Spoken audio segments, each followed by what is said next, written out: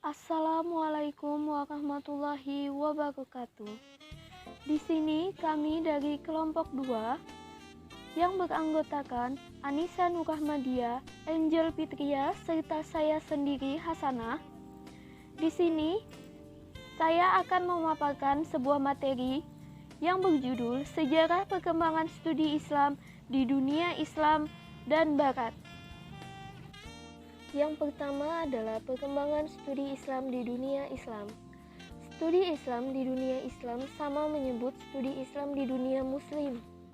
Dalam sejarah Muslim dicatat sejumlah lembaga kajian Islam di sejumlah kota selama 350 tahun pertama dari 750 sampai 1258.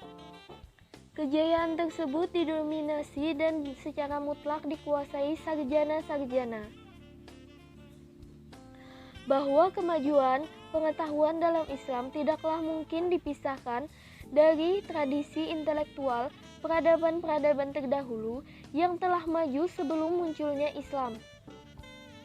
Berikut ini adalah beberapa kota yang merupakan pusat kegiatan intelektual sebelum dan menjelang datangnya Islam. Islam yang berperan sebagai jembatan dalam proses penyerapan ilmu pengetahuan oleh umat Islam.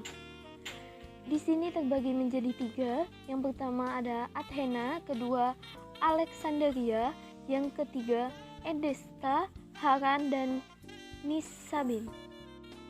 Selanjutnya yang kedua, perkembangan studi Islam di Barat.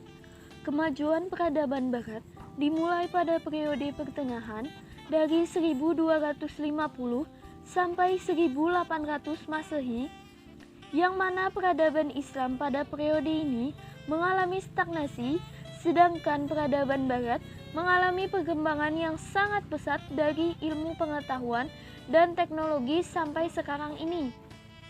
Sebenarnya perkembangan tersebut banyak dipengaruhi oleh ilmu pengetahuan Islam, sebagaimana kita ketahui bahwa Andalusia, Spanyol, pada masa pemerintahan Bani Abbasiyah adalah merupakan salah satu tempat yang paling utama bagi Eropa dalam menyerap peradaban Islam, baik dalam bentuk hubungan politik, sosial maupun perekonomian, dan peradaban antar negara.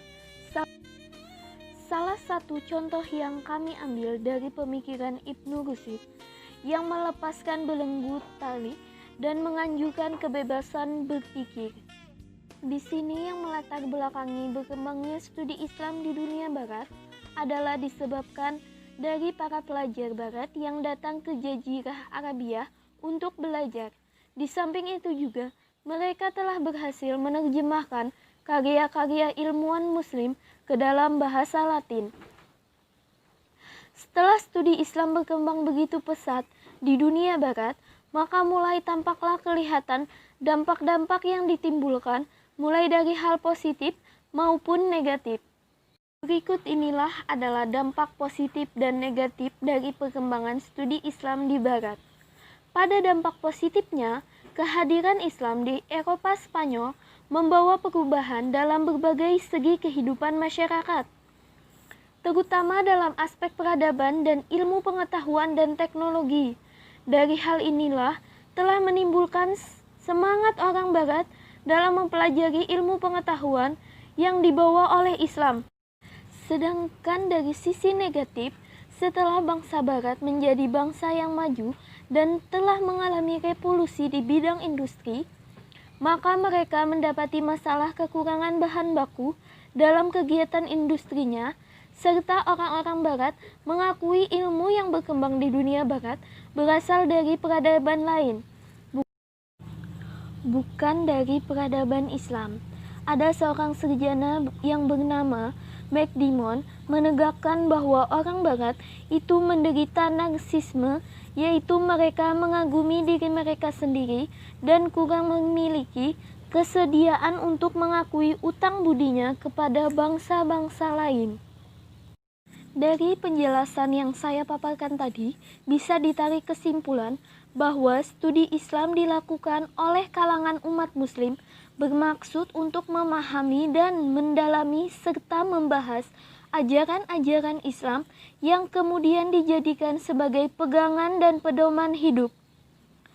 Pada saat yang sama, dunia Islam sedang terus dilanda kemunduran dan kelemahan dalam berbagai bidang, sehingga negara-negara Islam tidak mampu bersaing dengan bangsa Barat yang didukung oleh kekuatan politik militer yang tangguh.